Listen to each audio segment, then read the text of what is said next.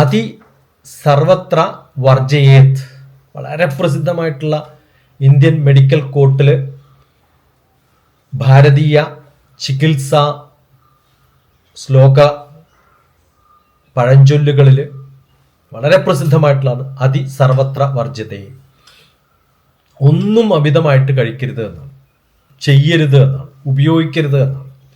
അതി സർവത്ര വർജയേത്.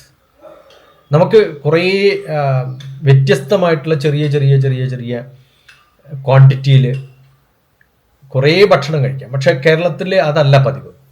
കേരളത്തിന് വെളിയിൽ പോയി കഴിഞ്ഞാൽ കാണാം, ചോറ് തന്നെ ഒന്ന് യെല്ലോ റൈസ്, ഒന്ന് ലെമൺ റൈസ്, ഒന്ന് പുളിയോര, ഒന്ന് വ്യത്യസ്തമായിട്ടുള്ള അരികൾ തന്നെ വ്യത്യസ്തമായ ടേസ്റ്റിൽ വ്യത്യസ്തമായ രൂപത്തിൽ ഉണ്ടാക്കിയിട്ടുള്ളതാണ്.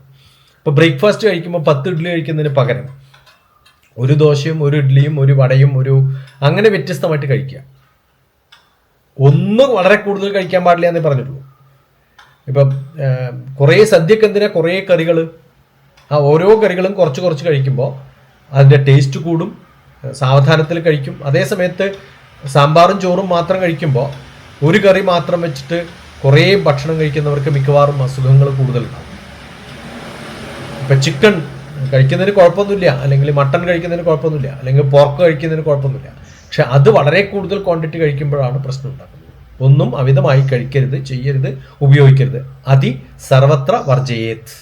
വളരെ ഫേമസ് ആയിട്ടുള്ള ഇന്ത്യൻ മെഡിക്കൽ കോട്ട്സ്, ഭാരതീയ പഴഞ്ചൊല്ലുകളുടെ ഭാഗമായിട്ട് നമ്മൾ കേൾക്കാറുണ്ട്. നന്ദി, നമസ്കാരം.